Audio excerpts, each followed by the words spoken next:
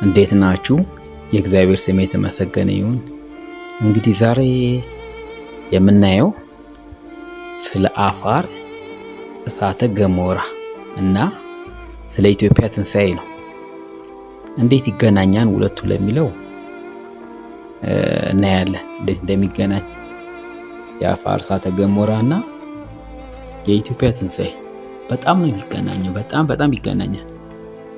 ምክንያቱም ከዚህ በፊት ባሉት ትንቢቶች ምንድነው የሚለው? የኢትዮጵያ ትንሣኤ ከመድረሱን የምናውቅበት መንገድ የመሬት መሰንጠቅ ነው። አንደኛው የመሬት መሰንጠቅ።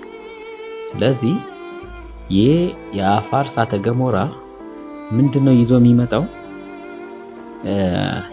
መሬቱ ይሰነጠቃል። ከአክሱም ጽዮን ጀምሮ እስከ ደብረ ዘይት ያለው መሬት ይሰነጠቃል። ያም ማለት ኢትዮጵያ ለሁለት ትከፈላለች ማለት ነው። ኢትዮጵያ ለሁለት ከተከፈለች በኋላ በዛ ውስጥ የህንድ ውቅያኖስና የቀይ ባህር ውሃ በዛ ውስጥ ይገባል። ስለዚህ ባህሩ መሀል ለመሀል ነው የሚሆነው ማለት ነው።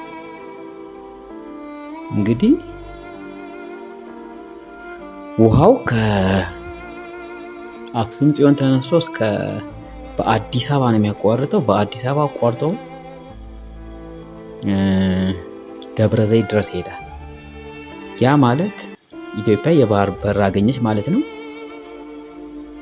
ከዚህ በኋላ ነው እንግዲህ ደጉ ንጉስ የሚባለው በትንቢት ያለው ንጉስ ቴዎድሮስ የሚመጣው የዛን ጊዜ ነው። ንጉስ ቴዎድሮስ ይመጣል።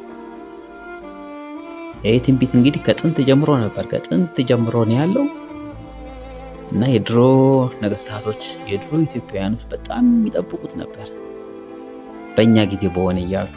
ነገር ግን በጊዜው አልሆነም።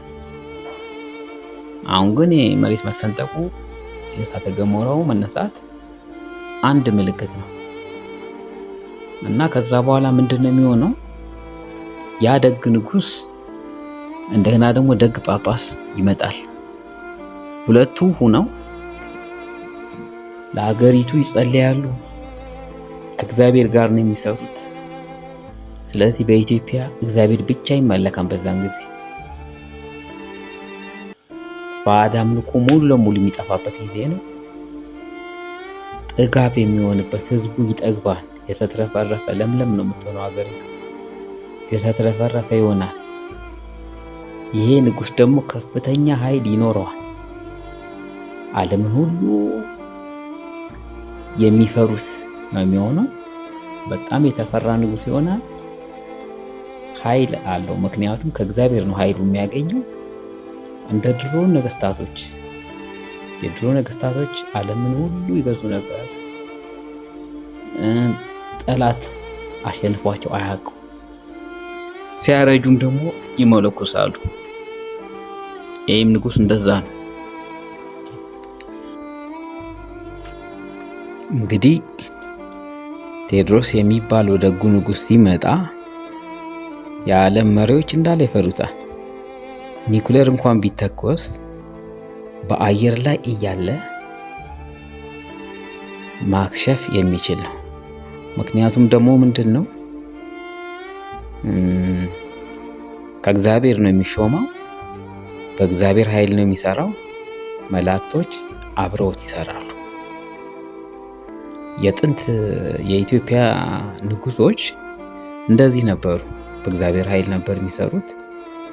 በእግዚአብሔር ኃይል ሲሰሩ እግዚአብሔር ይረዳቸዋል።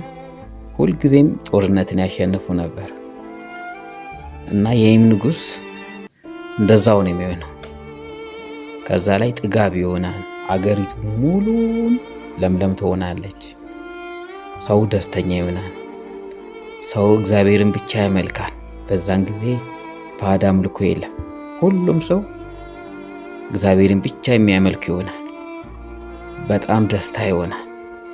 ሰው በጣም ይደሰታል፣ እግዚአብሔርን ያመሰግናል።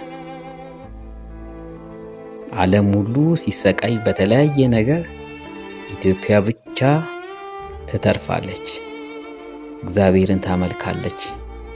ወደ ቀድሞ ማንነቷ ትመለሳለች። ታላቅም ሀገር ትሆናለች። በዓለምም የታወቀች ትሆናለች። የዓለም ሕዝብ ሁሉ ወደ ኢትዮጵያ ለመምጣት ይጥራል። በጣም ኢትዮጵያ ለመግባት የዓለም ሕዝብ ሁሉ ወደ ኢትዮጵያ ይጓዛል። ብዙ መከራ ያን የዓለም ሕዝብ ታዲያ ሁሉም ወደ ኢትዮጵያ መምጣት ነው የዛን ጊዜ የሚፈልገው። እንግዲህ የሚመጣው ንጉሥ ቴዎድሮስ የሚባለው እንግዲህ በአንድ ታሪክ በተጻፈው መሰረት ምንድን ነው የሚለው? ይህ ንጉሥ ኢትዮጵያን ለብዙ ዓመታት አስተዳድሮ ነበረ። ከዛም በኋላ ያረጃን። ሲያረጅ ወደ ገዳም ሄድና የሞሎክሳን እንግዲህ የጥንት ንጉሶች በሚያረጁ ጊዜ ወደ ገዳም ይገባሉ። በዚሁ መሰረት እሱም ገዳም ይገባን። ገዳም ላይ ደግሞ በጣም ከሌሎቹ መነኩሳት የተለየ ሆኖ ከፍተኛ ጽድቅን ይሰራል። ወደ እግዚአብሔርም ይሄዳል። በዚሁ መሰረት የጽድቅ ከፍተኛውን ደረጃ ያገኛል። ስለዚህ ሳይሞት እስከ ስጋ ወደ ብሔረ ሕያዋን ሄዷል። ስለዚህ እነ ኤልያስ እነ ዮሐንስ ያሉበት ብሔረ ሕያዋን ማለት ሰዎች ሳይሞቱ እስከ ስጋቸው የሚሰወሩበት ተሰውረው በልዩ ዓለም ይኖራሉ።